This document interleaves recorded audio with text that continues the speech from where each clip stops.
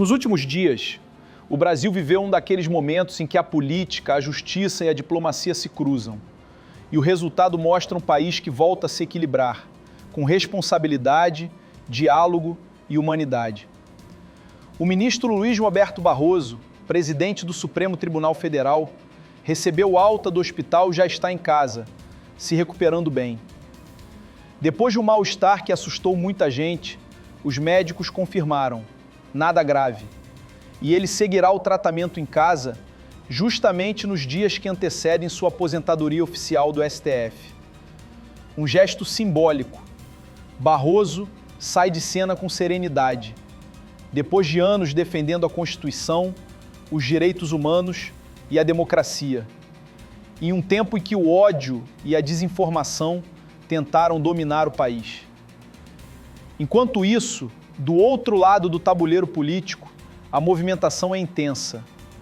O MDB, partido histórico, anunciou oficialmente apoio à reeleição de Tarcísio de Freitas em 2026.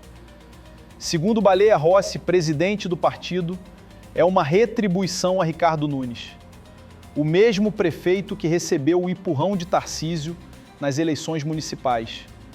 Ou seja, nada de projeto de país, nada de visão de futuro, apenas troca de favores políticos. E como se não bastasse, já tem gente dentro da própria direita dizendo que Tarcísio não é o único nome. O presidente da Assembleia Legislativa do Paraná, Alexandre Cury, deixou claro: Ratinho Júnior também pode disputar a presidência. Ou seja, a direita nem sabe para onde vai. Um lado puxa para o bolsonarismo, o outro tenta se vender como centro. E no fim, todos brigam pelo mesmo público cansado de promessas vazias. Conversei com pessoas próximas ao governador do Paraná, Ratinho Júnior, que é do PSD. E eles avaliam agora que o cenário está mais favorável para o Ratinho disputar a presidência da República, em especial por conta da entrevista coletiva de ontem do governador de São Paulo, Tarcísio de Freitas. Tarcísio disse que será candidato à reeleição do estado de São Paulo, que não é candidato à presidência. É claro que Tarcísio submerge, mas se o Bolsonaro quiser e precisar, claro que ele vai sim ser candidato à presidência, se for aclamado, né? Tarcísio está à frente de outros nomes da direita que são elegíveis, tá? Tem alguns inelegíveis, como o próprio Jair Bolsonaro. Só que qual é o grande problema, a grande trava de Tarcísio? É o grande trunfo e o grande problema, Jair Bolsonaro, porque Tarcísio depende da decisão de Jair Bolsonaro, do tempo de Jair Bolsonaro, do aval de Jair Bolsonaro. Enquanto isso, Alexandre de Moraes segue mostrando que a lei vale para todos. O ministro intimou a Defensoria Pública da União a atuar na ação contra Eduardo Bolsonaro.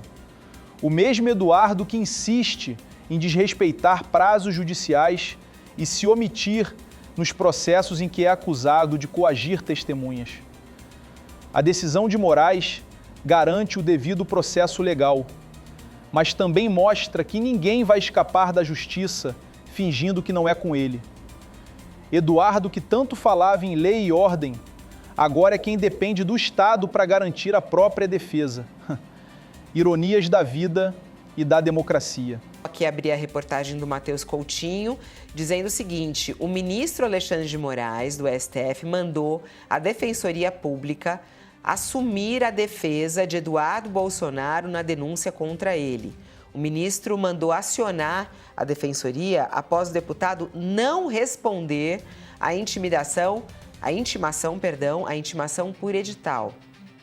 Como ele está nos Estados Unidos e não quis acionar seus advogados no Brasil, ele foi intimado por um edital. Intimação é necessária para a denúncia seguir adiante, avançar. Todos os denunciados têm que ser comunicados formalmente. Moraes deu 15 dias para Eduardo responder. Como não foi localizado no Brasil, o ministro mandou a corte adotar esse procedimento. O prazo se encerrou ontem. Com isso, o ministro mandou intimar a Defensoria para representar o parlamentar. Bolsonaro está lá, Eduardo Bolsonaro está lá nos Estados Unidos desde fevereiro.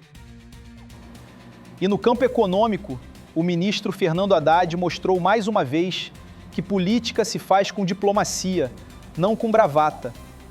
Depois de meses de tensão comercial, ele afirmou que a avenida está aberta para reconstruir a relação com os Estados Unidos. Segundo Haddad, o clima mudou.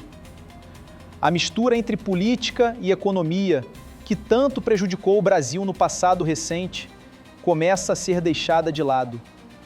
O chanceler Mauro Vieira já está em Washington, reunido com o senador Marco Rubio, para alinhar essa nova fase de diálogo.